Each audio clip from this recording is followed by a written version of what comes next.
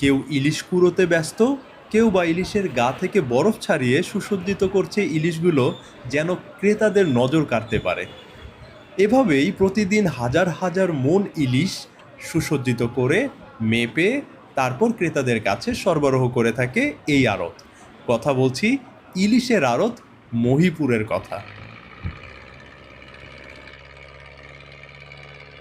প্রতিদিন অসংখ্য ট্রলার ফিরে আসে এই ঘাটে এবং প্রতিটি ট্রলারই কিন্তু মাছ ভর্তি থাকে।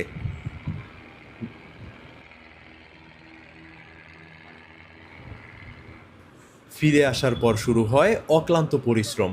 মাছগুলো বিক্রি করতে হবে যে, তাই তো আড়তে আসা। মাছগুলোকে খুব সুন্দরভাবে বের করছে নৌকা থেকে।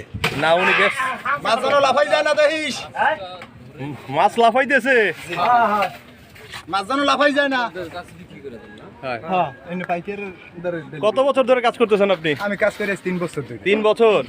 এই যে মাছগুলা গভীর সমুদ্র থেকে আসলো, আপনি কেউ সাথেই ছিলেন না? না আমরা এখানে আমরা সাগরে যাই না। আচ্ছা, আপনারা যান না, আপনারা শুধু এখান থেকে মাছ।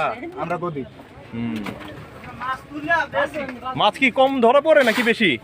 এখন বেশি করে বেশি ধরা পড়তেছে, কিন্তু মাছের তো অনেক দাম। জি, রেট বেশি। কারণটা কি?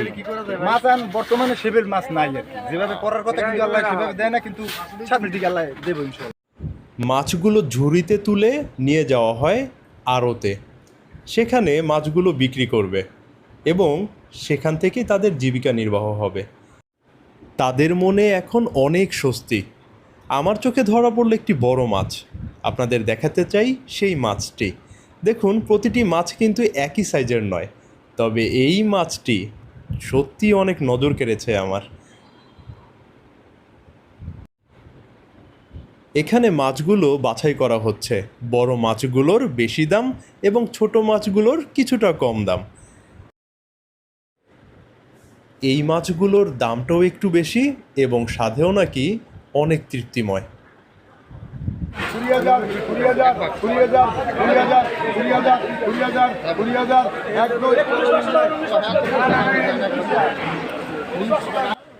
মাছগুলো সুসজ্জিত করার পরে তোলা হয় নিলামে এবং নিলামে এভাবেই ডাকার পরে ক্রেতারা সংগ্রহ করে থাকে তাদের পছন্দের মাছগুলো।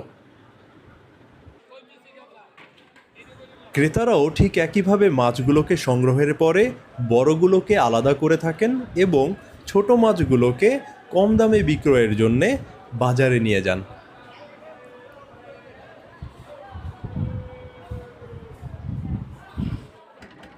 এভাবেই প্রতিদিন অসংখ্য মানুষ গভীর সমুদ্র